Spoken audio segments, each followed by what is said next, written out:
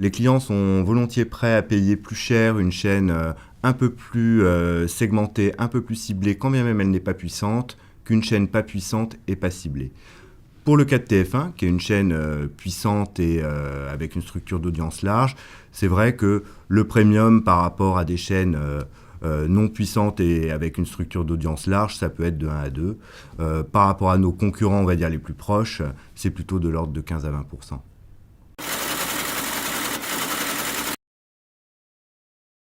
Les annonceurs suivent les usages des consommateurs et que les consommateurs écoutent et regardent plus de télévision, utilisent plus Internet, donc naturellement ce sont les médias qui progressent. Donc c'est déjà une nouvelle quand même assez bonne, c'est qu'on a un gâteau de la télévision qui grandit, donc quand même il y a plus de concurrence, finalement c'est plus de concurrence sur un gâteau qui grandit. Ensuite, il nous appartient maintenant de maintenir les niveaux d'audience qui font de TF1 un support exceptionnel, puisque c'est à peu près 6,5 millions de téléspectateurs en prime time tous les jours, 35 millions de téléspectateurs touchés par la chaîne tous les jours. Donc il nous appartient de, maintenir ces niveaux, puisque les clients y trouvent de l'efficacité. C'est l'efficacité du support qui pourra maintenir la valeur et donc maintenir le modèle, finalement. C'est vrai qu'en mettant à disposition des clients et des agences une notion de GRPQA, qui sont des quantités achetées finalement pour les marques sur un marché, là on est beaucoup plus proche de l'efficacité.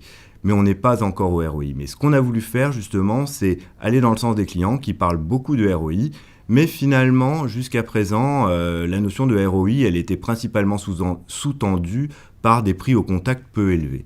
Or, il se trouve que payer ses contacts pas cher, ça peut être un levier de ROI, mais il vaut mieux payer certains contacts plus chers s'ils ont un meilleur ROI que l'inverse.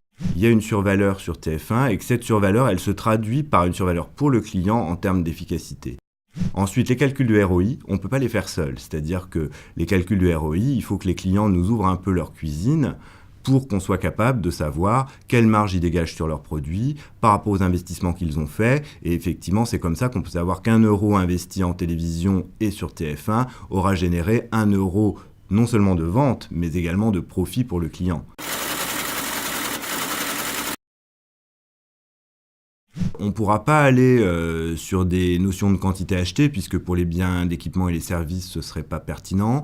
Néanmoins, on a déjà commencé à travailler, toujours avec le panel Kantar, par des méthodes de tracking sur les indicateurs classiques de la publicité, c'est-à-dire la notoriété et les critères d'image, puisque bien souvent, l'image précède les ventes. Il y a une construction de l'image qui, ensuite, on va dire, génère de la préférence de marque, et donc un socle de vente de base qui se renforce, on va dire, jour après jour. Et donc, via un outil de Kantar qui s'appelle Prométhée, on est en train de mettre en place des mesures de tracking. On l'a fait sur le secteur banque-assurance, sur la téléphonie, et on a d'autres projets sur l'automobile.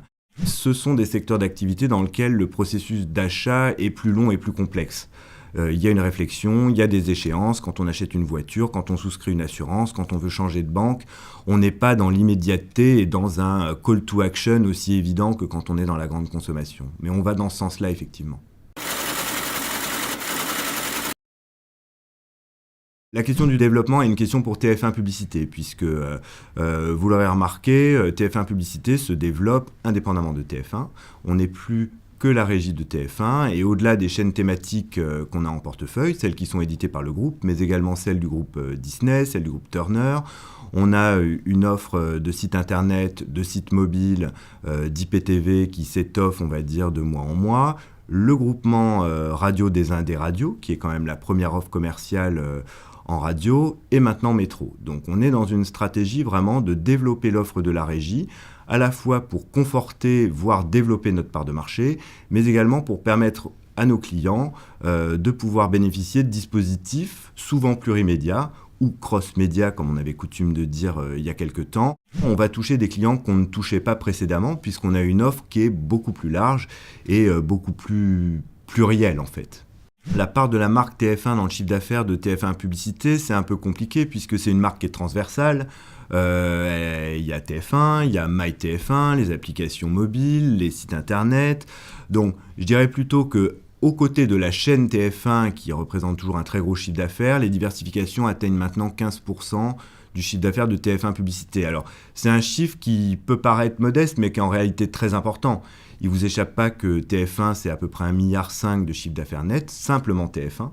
Donc forcément, pour avoir des diversifications à hauteur d'à peu près 200 millions d'euros, ce qui est le cas aujourd'hui, 15% ça n'a pas l'air beaucoup, mais 200 millions d'euros, finalement, c'est le chiffre d'affaires de beaucoup de régies. Donc voilà, c'est une tâche qu'on poursuit et on a encore de nombreux projets cette année, notamment dans le digital, mais pas uniquement, puisqu'on s'intéresse effectivement à tous les médias.